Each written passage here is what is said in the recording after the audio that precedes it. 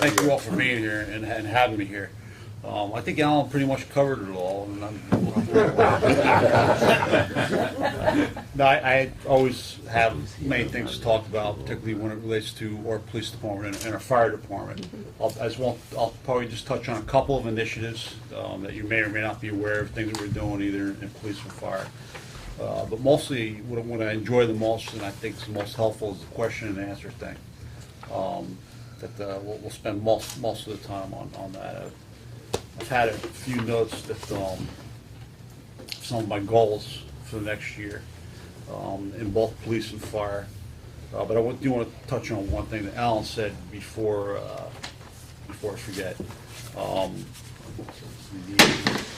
The police officers and the sergeants in the police department have decertified. There's no longer a union in the police department.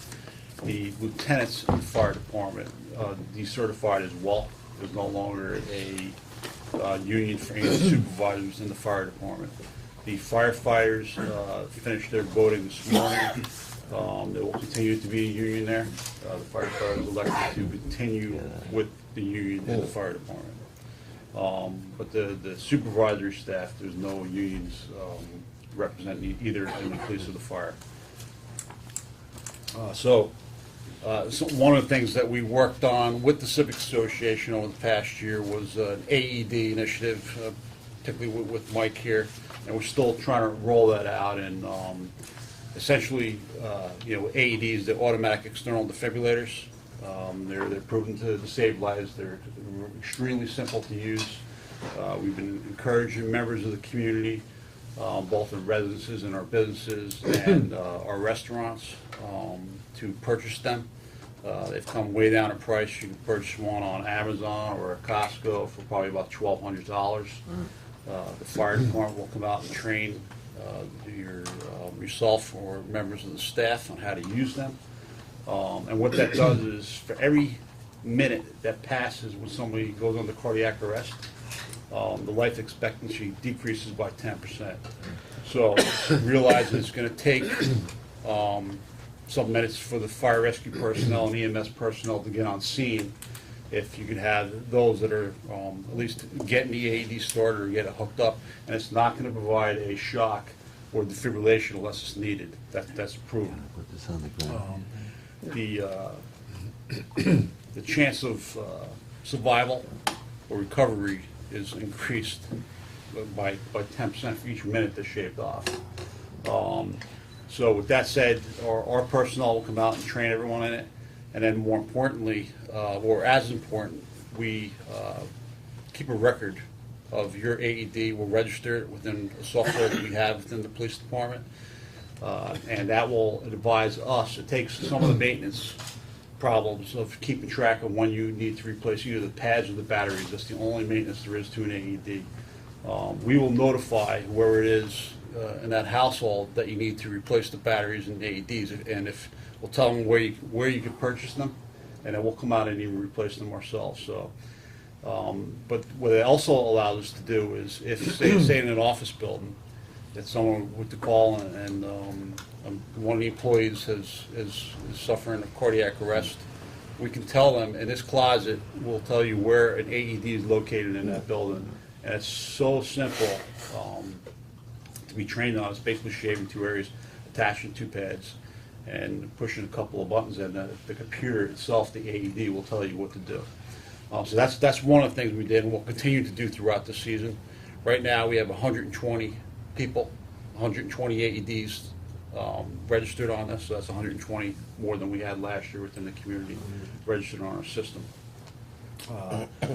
We are also improving our response mode and our response time within the fire department with something called priority dispatch.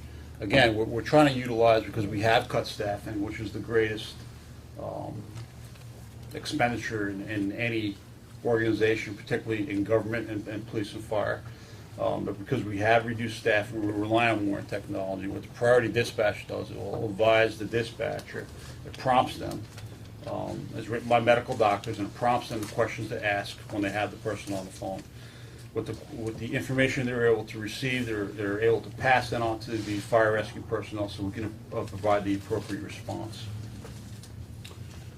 We are also instituting a new lieutenant training program, which is our first line supervisor in the fire department. We already have a new sergeant development program instituted in the police department that's proven to be a success. It allows our first line supervisors, our new supervisors, who's never been responsible for other people, who are now responsible for supervising a team of people, it puts them on a fast track to learn all of our policies and procedures and just teach them about supervision in general, so we can give them the best start possible as they're making that first separation from a peer and a buddy to now a boss. And with leadership training in general, we recognized, myself and our command staff in both our police department and our fire department, that there was need for some leadership training. So, in addition to the training that we provide them within-house, we've been bombarding them with a number of different sources. We've had a number of different speakers and programs, and it's been continual within both organizations to develop our future leadership in both departments. There's something I developed last year called a leadership succession plan, and it's not a succession plan for when I leave, per se. I try to get the officers not to get too excited. It's just a plan on how to develop the leadership within both organizations, and when through attrition when people leave, and develop high quality leaders. In the fire department, we're doing something very exciting, and we're in the process. This is probably one of the things I'm most excited about. It's a telemedicine project, and we're forward thinking, we're proactive, and I'm excited to be part of the fire organization. And what that is, we're working with the AT&T right now with the technology part of it, and we're working with Good Samaritan Hospital. And what that is, when we show up on scene on a medical call, we'll have probably going to be an iPad type of device. We'll be able to talk to the emergency room physician while we're on scene at the call. I see that as the future of medicine in EMS, through all fire departments and EMS in the country. But we will be the first to jump on that cutting edge technology. So we're in the process of setting up, and I don't want to get too technical, but the hotspots within the fire rescue apparatus. With the hotspots, we'll be able to get this technology moving forward. We are now in the process. We've been in the process for the past 4 years of downsizing. As Alan said, we've been restructuring, trying to make ourselves more efficient. We did that by, particularly not try to take the boots off the ground, keep the boots on the ground, but combine supervisory positions, eliminate civilian positions. But we're with a little bit left to the fire department plan that we're still implementing, and we'll be rolling out for this budget year. We've basically already done it all. I don't think the community is going to want to see too many more cuts at this point to their fire and their police operations, unless, of course, we could supplant that with advanced technology, which is one last thing I'll talk about before I open it up to questions. I'm really excited about this. I should have brought Captain Crowell here, but you probably heard about the camera systems, the security initiative that we've launched throughout town. That is now being put into place as we speak. It's been being installed over the past couple of months. It should be completely done by, I'm estimating, middle of January. It's high definition surveillance footage, meaning we're going to utilize our advantages here as Barrier Island to where anyone that comes onto the island to commit a crime, we have all the ingresses and egresses covered in town. So there's plenty of crime scenes that we've gone on where someone said they've been a victim of theft or burglary, where there's essentially no information. There's no crime scene information. The person wore some sort of gloves or something to prevent any fingerprints or DNA being left at the scene. There's no witness information. There's no information at all other than possibly a time period, which we don't always have that, and what we call modus of MO or modus operandi. We're able to determine some solved crimes just based on the modus operandi based on our experience and the intelligence that we developed within the law enforcement community, but that's not always enough. So, you know, there should never be a crime once this system is up and running, and we vetted many different companies very hard, and I'm very satisfied with the technology that we have in place here going into the community. There'll never be a crime we won't have some bit of information to go on, and that will be, we'll be able to, if we have especially if we have a time period, we will be able to review every single person or vehicle that's come and exited that time during that period of time. And then we have something called a license plate recognition system. And why that's extremely important to this community and the safety of this community is it runs every tag that enters into town in real time, not delayed or a gap. In real time, it's running that information constantly, scanning and running tags. It runs it through the national system and the state system, and it checks every car, that if they're a wanted vehicle, if it's a stolen vehicle, or there's happened to place a stolen tag on it.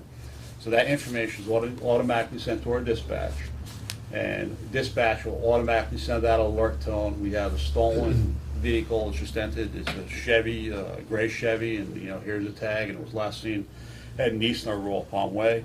We'll set up a perimeter and we'll get that vehicle stopped. Because generally, in my experience as a professional law enforcement officer, that person's usually not here to spend money in the shops and the restaurants here in town. They're here to commit crime. So the sooner we can get those people stopped and removed from the community, the better it is for all of us. You know, even if it's just as simple as a stolen tag, it's the same thing. They'll steal tags from other vehicles, put it on cars so they can go on undetected. So we're excited about that part of the security initiative. It's fascinating technology, and it's going to be great for this community. You know, was a high cost that we spent. You know, $400,000 of it that came from our regular budget. $150,000 of it came from the Palm Beach Police Foundation, and about 150 of it came from our forfeiture funds. That's illegal proceeds that we've taken from other cases. We've taken from the criminal element. The life expectancy is say 10 years. So if they cost us 70 grand a year total, and it's not going to cost that, because I suspect there'll always be people in this community that are going to be generous and donate to, you know, keeping the community safe. That's a pretty good payoff, and at least in my mind. I thank you all for listening to me, and I'll open it up to questions. Could I add something on the AED program? Sure. The Civic Association's Healthcare Committee has been working very close with your EMS department. In fact, we have a meeting here with Darrell Donato next week on that very subject.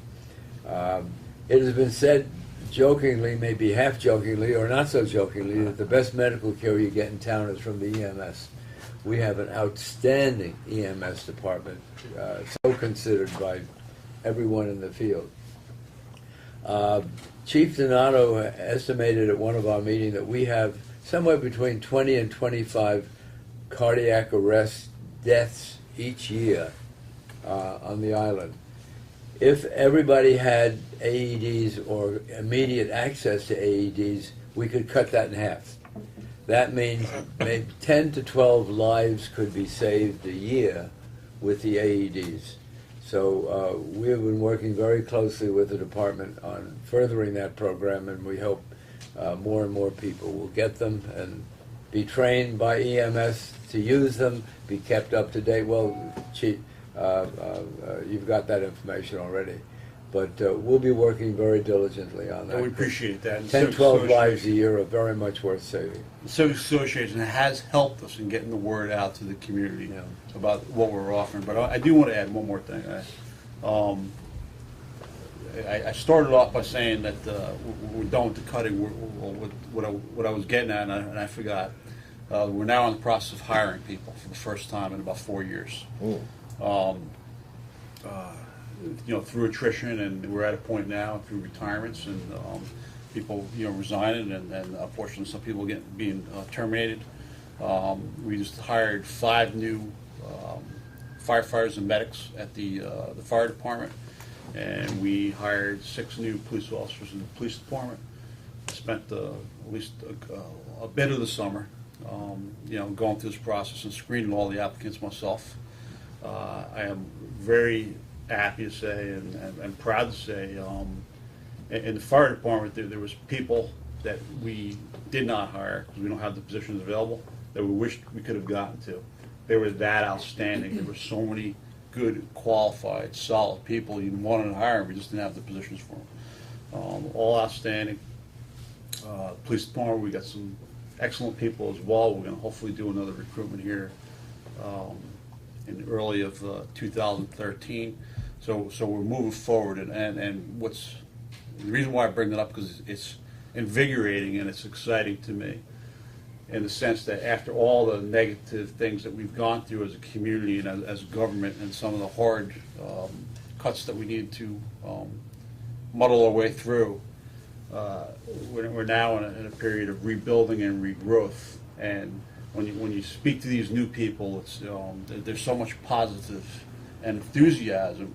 You can't help be influenced by that as well. So I'm excited by that, and I think it'll be a shot in the arm for this community as we start to rebuild both of these organizations. Yes, Pat.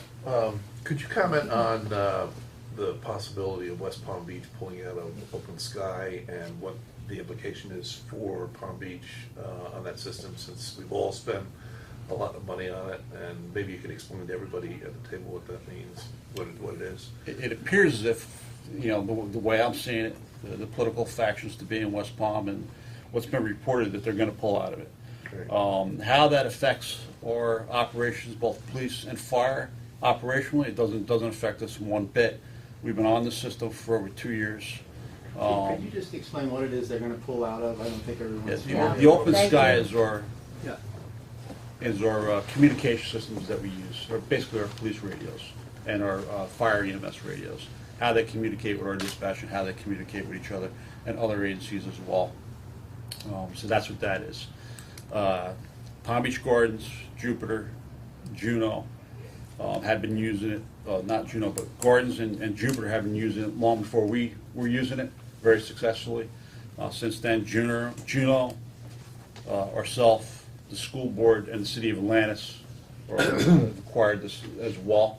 Apparently, and I'm not going to comment on West Palm because I don't have the technical expertise, but whether it works for the city of West Palm or not, I can't say. All I can say is whether it works or not for this community, and it does work. It has worked, does work, and will continue to work. In fact, it will only continue to get better as more agencies go on this system. Like the school board, I don't know how many schools there are without the county, but it's similar to a cell phone network in the sense that there's more people on it, it expands the network. So when they're fully integrated, it's only going to increase our capabilities as well. So there will the downside to West Palm pulling out, if so they should do so. One is they're bound by an agreement with the consortium. So I'm sure the attorneys will get involved, and I don't know what the outcome of that will be, but there will be an increased cost to our city and the other cities as well. But those costs will also decrease when other agencies go on. So it's going to be an ebb and flow type of situation. But the important thing is two things. One is these decisions were made so long ago. I'd say at least 10 years ago, when or around the time when I heard about it, as a police captain, hearing about this new radio system that we were going to. So it took that long for them to finally get it implemented here. And part of the problem was, and why they, at least the thoughts at that time was, the technology was outdated and Motorola wasn't creating another system to replace the one that we were on and everyone else was on. And that's why the consortium was formed. And they said they were going to develop another technology, but they haven't, and they still haven't. They say they're going to. So it was a matter of, even with our police radios, taking parts off old ones and kind of MacGyvering it to make our system work. We made the decision to go to that system. We're on the system. It appears to be working. It's worked out well for our town. Thank you. Yes, sir. Jim Weiner. I live in a large condo around the street here, several hundred people. Is there anything concerning the AEDs? Is there anything I should bring back to them? from what you're subject to? I believe so. The thing that I would encourage you to do is talk to the management and the association there. And what we've tried to do in some of the condominiums is try to get one, train the management and the staff there, but put one on each floor. It would make the most sense, depending on the condominium. Some of the larger condos, maybe it would make sense to even have more than one floor, but it depends on the condominium. But, you know, if you can convince your association to contact us, we'd be more than happy to come out and provide you the information on what we can offer. And if you want to see what one looks like, ours is in the kitchen, right there, literally. Before you go, you can just stick your head in there and take a look at it. On the wall. We may have already done that, I just, Yes, sir. Yeah, now that the AEDs are down to $1,200, are there any ordinances that require them on private property, just like a sprinkler system? I'm thinking all the clubs and athletic facilities. If there's not an ordinance, should there be for those places to have them? There is no ordinance. Really, that would bring in a legal question and a philosophical question that I don't think I've ever given any real thought to. I don't know if you could force someone to do that. I'm not real sure. If you can force them to have sprinkling systems, couldn't you require them to have life safety? But I think the devices? difference philosophically is with the sprinkler system, you could jeopardize other people's lives. So therefore, with the AED, you may only be jeopardizing yours or your family's. With the sprinkler system, if the fire is not, should a fire start and it's not contained, you could affect a lot of other people other than yourselves. Chief, if I may, we were worried in the town council, you know, when we changed the pension plan, that the biggest threat to the change would be that we would be unable to get the quality of police and fire and EMT that we had up to that time. And you're telling us, and I think rightly so, that that is not the case, that even though other jurisdictions may not have changed their pension program, like we have to essentially go to 401k instead of just all defined benefit. We're okay. I think we have even more people that are qualified to apply than we can take, as you said. Is that right? I think that's a fair assessment at this time. And it's important for me to say at this time. Okay. You know, the reality is the economy's been bad across the entire country for many years now. And, you know, governments and you know, corporations and all have been downsizing. And during the time when they've been downsizing, there's no opportunities, no jobs for people new to the workforce or new to the field of police or fire and EMS to obtain a job. So the police and fire academies and paramedic school, they've been pumping out the applicants. People have still been going to the schools. They've just been coming out with no jobs. So the town of Palm Beach, along with some other governments, I've noticed this year, some of where we're now competing with some of our neighbors for these high qualified applicants, and we've won some, we've lost some. They're starting to do some hiring, there's a trickle hiring, but the pool is so large, it's a simple thing of supply and demand. The supply is so large and the demand was so little that we're filtering all these people down.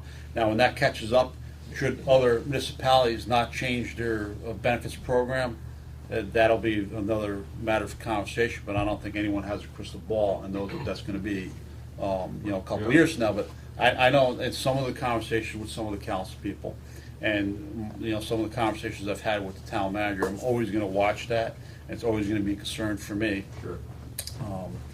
And I think the response I got was, we'll address that should that become a problem. Should that become a recruitment and retention problem, we'll address it at that time. It's just not the issue right now. Right. for Well, we reasons can I've always stated. increase salaries without changing the pension plan, which would be a further inducement. Thanks. Thank you. Director? I have a question about the police and fire. You indicated that the fire rescue have decided to retain their union status. If you're willing to comment, and I'm not asking you specifically to make a comment on what is the difference between police and fire in their approach to unionization, and for us citizens, a follow-up question is how we can relate to the fire rescue in order to encourage the change in status to go back to the way it was? There's a couple of different variables and nuances that I can point out to answer that question. One is the police department, the police officers, they have a little better pulse for what the feelings are in the community and to how things work, because they're out and about every day in the community in these contacts. Fire rescue personnel, for the most part, it's sort of like the fire extinguisher in the glass. Not seen and used until they're needed, and then they come out and they do what they need. And other than that, they're training and maintaining their equipment and things of that nature. So they don't have the same level of community contacts. And I know from being in both places, they don't have the same awareness to how things work, particularly how things work in this town. A couple of the nuances that exist between the two organizations are there's a belief amongst the firefighters that, and it's extremely union oriented. I have to point out the IAFF, which is the fire department union, both that exists here locally and throughout the state and throughout the country, is one of the most powerful and unionized unions in the United States. Their belief is, particularly for the younger firefighters that are dissatisfied with the new benefit structure or program, that should they drop out of the union and they want to get hired by Palm Beach County, or they want to get hired by the West Palm Beach Fire Rescue or Jupiter or wherever it is, that because they're not a union member, it's their belief, I believe they're incorrect, that they will not be considered for hire. So I've heard, and I know that that's played into some of the decision making, whether some of these people decided whether to stay in the union or not. Anyway, it's a fear that's not realistic, but it exists. How can we as citizens, though, assist in? Honestly, from my perspective, it makes no difference to the operations and the quality of the care that's being given. I personally, doesn't make much of a difference to me whether they're union or non-union. I sense in some of my conversations it matters to more to some of the members of the community than it does to me. Particularly as I could point out in the fire department, there are no supervisors that are represented by the union. It's just the rank and file. The rank and file members, and they have their own fears, I guess, for wanting to remain in that. And I think one of them is the case they want to go and seek employment somewhere else. I think it's probably most of it. Thank you. Well, Well, they are voting today and tomorrow, so there's nothing. I believe the vote is I got a text message this morning. I think it was like two to stay in against 2-1 to remain in the union. I believe it was yesterday and today. Two questions. First of all, you used to seek an identity card for every employee in the island, and the ACLU stopped you from doing that, so it was a volunteer. As I understand it, that you identified 70 criminals when you used to be required. Would it be worthwhile for the Civic Association to somehow or other start a campaign to receive more volunteers to do that because of the facts that the police department has? That's number one.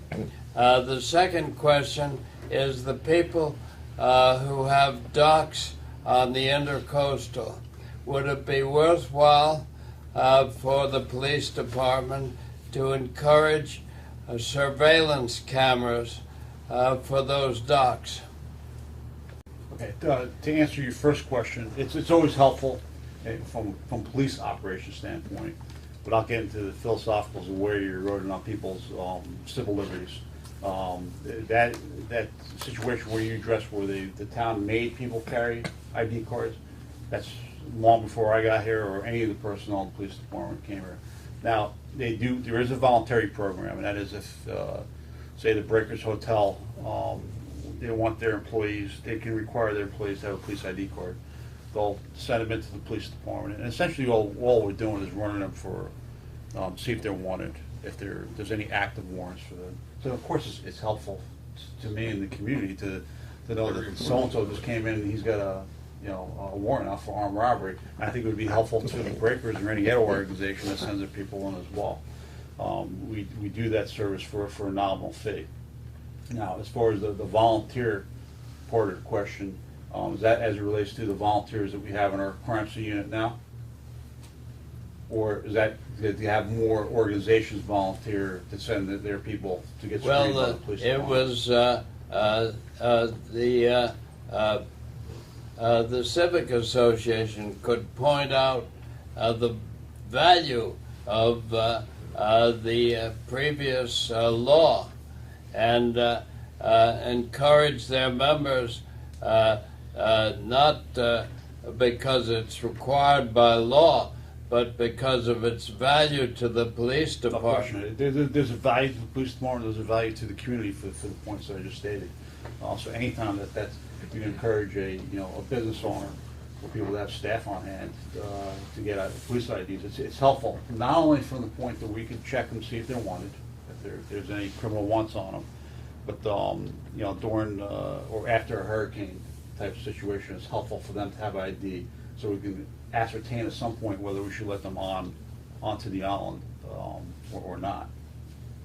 To answer your second question about the security cameras at the docks, there are security cameras already in existence at the town docks. I don't think they were included as part of the upgrade to what we're doing, right? All the docks are covered, but the system we're putting in now is what we feel is best for the town and for security. But it's also a system we can add to, and we're going to be partnering with different people, organizations in the community to expand the system. It could be along personal docks up in the north end or south end, which would cover the bike trail as well, or different intersections up at the north end of the island or wherever. We've had a lot of interest in that. but right That's now an we wanna excellent get point, this something that I system. forgot to point out in this system, and what the value is to this community.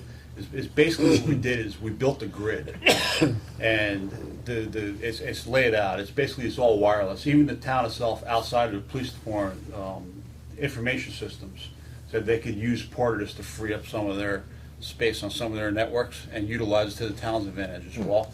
But we built this grid, and part of the major cost in us building this was the infrastructure of the system that's completely expandable. And as we expand it, we will be adding more cameras in different locations. We have them in all what we call our hotspots, our high crime areas in Palm Beach, if one so exists. But we do have some areas where we know has more crime than other areas, so that's where some of the cameras are. But it is expandable. We could expand them onto the docks, but part of what the deputy chief was saying is part of what we plan to do as we roll this out even further is partner with other members of the community, whether it be residences that want to put their information on our system so we'd have access to it. And we're not asking for the information in your house or necessarily on your grounds, but if you have a camera that shoots out to the road with that, it's only going to help. It's going to help that person and help the community. Same thing with some of the larger businesses here in town. If they want to partner with us in a public-private partnership, where we want to develop those things so we can add and expand onto the system, whether it's the docks or some other place within the town. Yeah. How much of the crime that's committed on the island is committed by people who work at some of the organizations, companies, clubs, etc., as compared with criminals coming from off island? It's a combination of both, but a large majority of our crime, and sometimes some of the hardest crime for us to prevent, is the ones that are in-house. In-house. That are staff that you hire or the business hire, particularly working inside someone's household. It's hard for us to screen. May I those make a people. suggestion, therefore? At the country club, we contracted with an organization that brought young people for wait staff from Ireland or from South Africa. And we had a lot of static from the Palm Beach County Labor Department because they said, we got a lot of people who need those jobs and you shouldn't bring them in from someplace else. So we said, okay, let us see them, but they have to have a drug test and a police check. And immediately 90% of them disappeared. And frankly, there were very few left to interview, and even fewer with the qualifications. But I think maybe some drive would be appropriate to get businesses to subject their new hires or potential new hires to drug tests and police checks. That might save some of that problem. Can't require that. That's No, but I gonna be mean, on the individual. suggest it. People need to, there has to be, and if anyone spent enough time around me, you'll hear me clearly state, listen, government can't do everything for you. There has to be some self-responsibility. Whether it's your neighbor's dog is defecating on it, I mean, we're going to respond and we're going to take care of it the best we can. But sometimes the best course of action is when you see them doing is going out and speaking to them. I'm not saying to confront someone in the course of someone doing a crime, but we're always there to assist and keep everyone safe the best we can. But we do rely on some things, and whether it's screening your staff or hiring a company to do background checks or requiring to do those things, we encourage people to do those things. The other part of your question is we do get a lot of traveling criminals. People are more mobile. Things have changed as people ourselves individually are more mobile. We travel more, so are criminals, and those present new issues. But as it relates to our police department, with the exception of the inside thefts, we get groups that come up from Miami and Broward. It's been that way. It's started here, and then it will continue to be that way, and it will continue to be a challenge for us. But we develop information, we share information, both locally and with state and federal, to develop intelligence on these groups, because a lot of them come from South America or sometimes from Europe, and they'll come in through the Miami area, travel, commit crimes, and then leave. Director, Yes, sir. first I want to commend you on the efficiencies that you brought about during your administration. Thank you, sir. A number of years ago, when Fire Chief Amador was in office, there was an incident where it took 9 minutes to respond to a fire alarm at a synagogue, the busiest day of the year for the synagogue. And when I inquired why it took so long, because the fire station is only 3 blocks away, unfortunately there was nobody hurt, and nothing could happen. Only the fire department could have the key to turn off the fire alarm. When I inquired why, I was told that the 2 vehicles at the North Station had been sent for a routine, not a fire, but somebody was sick. And I said, why did it take 2 vehicles and 4 personnel? And I was told that was the policy, that they always had to send 2 vehicles and 4 personnel, because how did they know there wasn't a 400-pound person that had to be carried downstairs? And I said, well, you could ask. I love your question. Yeah, and so I'm just wondering if that, has that been addressed? Do we continue to send 4 people to move a 90-pound frail? I love your question, because all these questions like that, all the questions I had, the advantage to going into the fire rescue department as a layperson is, right, everyone has their perceptions, right, wrong, or different. I had mine. Having been operational, member of the operations of the town, from at least part of the public safety thing in the town, I had certain perceptions built up. Some of them were incorrect, and some of them were correct. That is one of the things that I examined, that we did examine, and we are examining. And one way, that was a past practice to do that. And one of the ways where we're getting around from stopping to do that to be more efficient is what I mentioned earlier, is the priority dispatch. And the priority dispatch is, if you ask the right questions from the beginning, you can get around having to send unnecessary resources to the scene. Now, I'm not saying we've completely corrected that problem, because we haven't. We're in the process of correcting that problem. One of the goals that I had almost immediately when I got there was recognizing the faster that we can get to the scene, and having the police perspective on how valuable that is. If I can apply that same philosophy to the fire rescue department, especially when you just heard me state earlier in the beginning, for every minute that goes by, life expectancy on a critical call, whether it be a stroke, heart attack, heavy trauma, it's going to decrease the survival rate. I said, how are there ways that we could increase our response time? And there's a number of different ways we've done that. We've looked at how we're deploying it, and we're getting ready to give a plan to the town manager to review as part of this budget process. We've already instituted a number of these things, but one of the things we're doing now, which they weren't doing before, is I make them query the response time for each house out of the 3 houses. Query response time from each house. There's something called turnout time is really the thing that we're evaluating. And the turnout time is from the time they get the call till they get their necessary gear and get on the truck and respond. Because the response time or the travel time is generally always going to be the same. Unless it's something really critical, we don't encourage them going through red lights and going there as fast as they can. Point A to point B is going to take so much time. So what we're working on is the turnout time.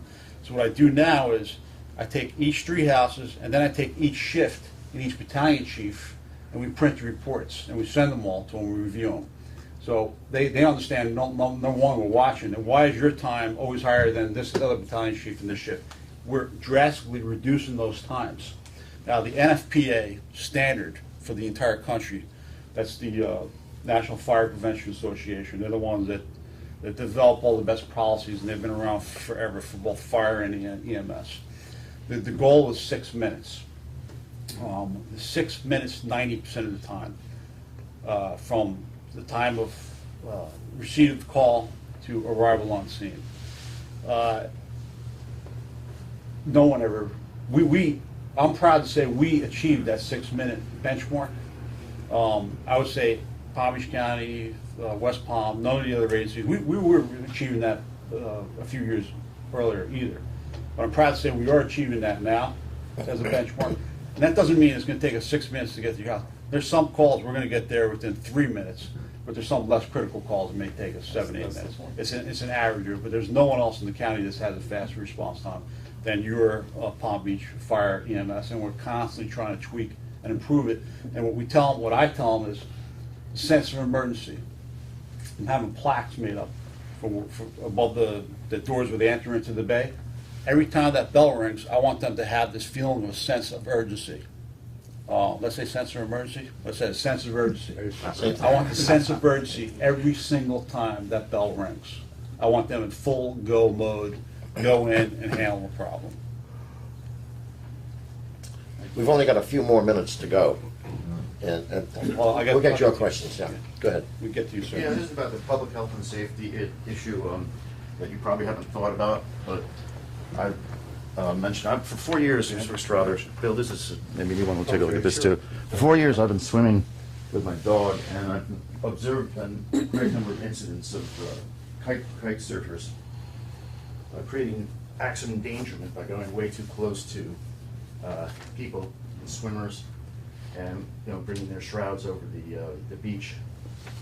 And I've confronted some of them because the safety guidelines, the Florida kite surf safety guidelines, are very specific about what you should do and not do.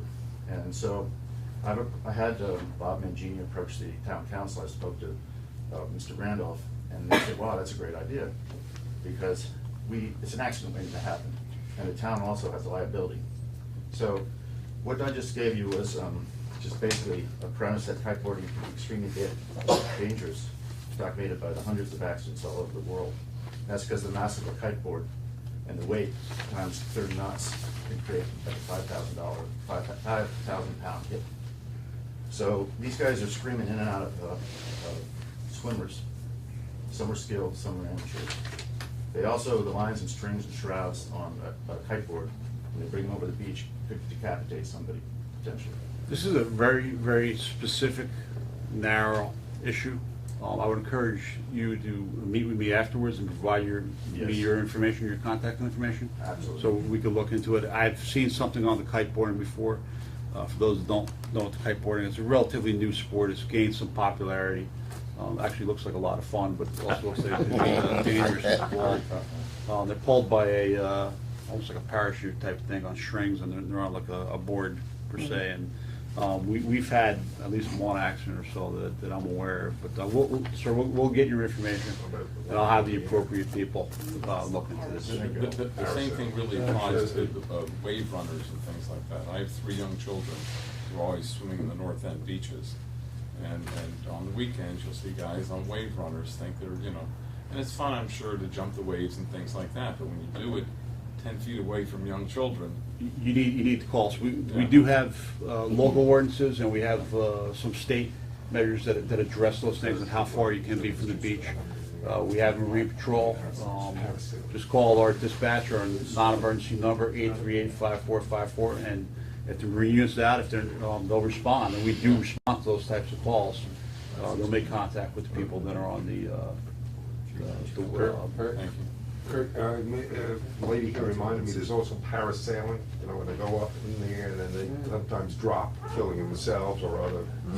So I guess what we may need is a water safety review, bring it to the town manager, and then perhaps the town council, so you get this all done in the form with Skip Randolph's okay, so we can put this in an ordinance. Yes. We'll appreciate it. We'll do. Yeah. Hold on, let me get to Jerry. Jerry. Yeah, I have 2 parts. One is a commercial, and the other is a question. The commercial is we had a demonstration by the EMS people, which was fantastic in relation to the AEDs for the condominium. We had the biggest turnout we ever had at a meeting when we announced this, and once the demonstration was complete, the people in the room, somebody brought up a motion that immediately the board should buy the AEDs by acclamation. It was taken care of. It was the best demonstration I've ever seen. We haven't had the opportunity to use them, but we immediately installed them at the desk of the doorman, and they've been trained to use them. And everybody feels a lot better about it. It's a fantastic thing. It was so easy to use. They had somebody actually on the floor showing them how it worked, and I would suggest this to anybody. That was terrific. It was the best thing that happened to us in a long time. The other is a question. I understand from some tennis players at Pitch Park that we've had some break-ins of automobiles down there. Originally, it was people leaving cars open, and therefore people just walked in or just opened doors and took material out. Now they're breaking windows. My question is, are there any cameras down there? If there aren't, are they on the list at least to be installed down there? It would seem to me it would be a normal thing to do, because the incidence seems to be increasing. Excellent question. Thank you. The last time that we had a car break-in down at Phipps Park, and that's one of the locations in town where we do get the car break-ins. And as a result that we examined our criminal statistics and our intelligence to know that we have car break-ins in there. They're actually installing the cameras the day that they broke into the lots down there, which is like Murphy's Law. Had it been a day later, we would have had some footage. The technicians, the vendors that we hired were installing the cameras on that particular date. But from this date going forward, matter of fact, I did a demo with one of the patrol captains yesterday, and Phipps Park was one of the areas that we were demoing. The clarity of the video and high definition. Had they committed that crime today, we'd be knocking on their door, hopefully not only putting them in handcuffs, but retrieving or recovering the stolen items as well.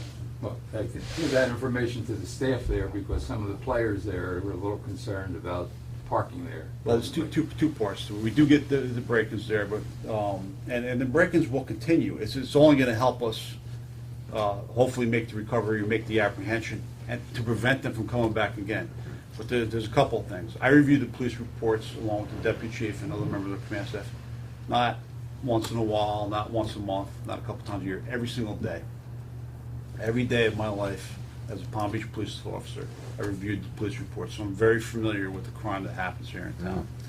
The one thing that's frustrating, and I'm not saying it's the members that are going out there to play tennis, where I always shake my head is when somebody leaves their laptop or leaves their $2,000 handbag on their seat. I mean, at least make it a little more difficult, a little more of a challenge to make my job a little bit easier. I'm not asking for all the assistance, I'm asking for a little assistance. Stick it in your trunk. If they break into your car and you get in the trunk, at least you made some attempt to try to prevent this crime from happening. But to answer your question, we will How have. many people leave their cars open? Too many. Yeah, it's amazing. Thank you for that, problem. Chief. Thank you, Jerry. I've been asking Public Management to put the cameras in the parking lot. Keep asking them. I talked to them when they were building I'm it. crazy with them. They don't seem to be, it's a tremendous bureaucracy. They don't seem to be able to do that, and they're required to do that. They have, I'll tell you, they have the infrastructure there and the poles, because they told me that. I approached the manager of the store, Nick, and while they're in the building of the store, and I'm sure that's not his decision, everyone has to report to someone. Oh, yeah. And I spoke to him about the value of adding cameras in that system while it's being built, rather than afterwards, it's gonna be a lot more expensive. He took some of that information, and they have a great system within the store. He went and examined. I wanted them outside the store as well. I'm not saying that they're resistant to doing it, because that's not the sense I get. They just haven't done it yet. They probably need a little encouragement. I'll keep knocking. I think you can see from what's happened here this morning that the community has a great deal of interest in the relationship between the community and the law enforcement and fire protection and EMS service. What else can we do to enhance this relationship and cause the community and you to be ever closer and closer? You know, part of it, which is something we already have, is the closeness between, you know, the public safety and particularly the police and the community. That's the one thing that makes it special. That's the one thing that attracted to me to this community 24 years ago that my other peers in law enforcement don't have. We already have it already exists, and we're going to continue to build on that. In these types of things, and things like we do, like the Citizens Police Academy, we're not going to do one this year, but we are, because we're in the process of training a whole bunch of new people. Our resources are tied up to our main function as a police department, as opposed to those other things. But it's already there, Alan. It's just the exchange of information that's what makes it all special. If we do this thing a couple of times a year or 3 times a year, it's good for you, good for us? Absolutely. Perfect. Thank you all. I just had one, it's really a throw-up question for you, a take-about question.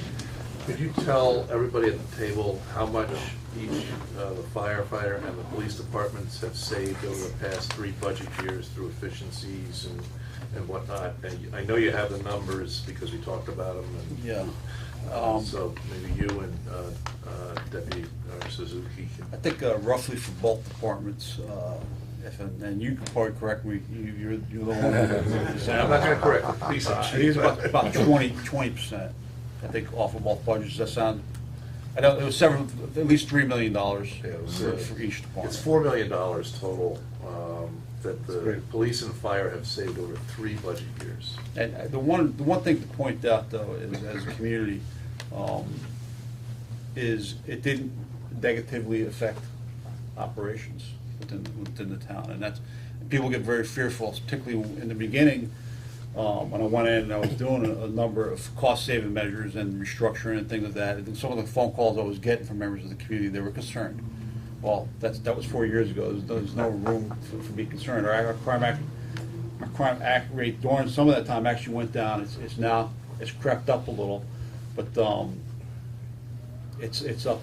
It's so low. It's almost non-existent as it is. And so when the numbers are so low, for you to get and sometimes we had a period 3 weeks ago, we had like 7 or 8 retail thefts in one day. That could bump up my crime rate by 10%, but that's not a real crime. That's not the crimes that we're concerned about. We're concerned about violent crimes. I'm concerned about the burglaries, the invasive types of crimes. Those are things that concern me, not the fact that somebody stole the sweater. It's always a concern. Every crime's a concern for me. But those aren't the indicators, the things that we're watching for when we go over the reports every day. Our staffing levels are low. That we're replenishing them right now. So the fact that we had a tick up in crime, but the fact that our staffing authorization levels are 71. We currently only have 59, and we got 6 in training, and then we'll hire So we're down to 20% on our staffing levels, but I guarantee you no one in this community's noticed anything because we just haven't had the crime to, punctuate that. Thank you for coming. You were Yeah, great. Thank you. We appreciate it a lot. Thank you all. It was good to see you.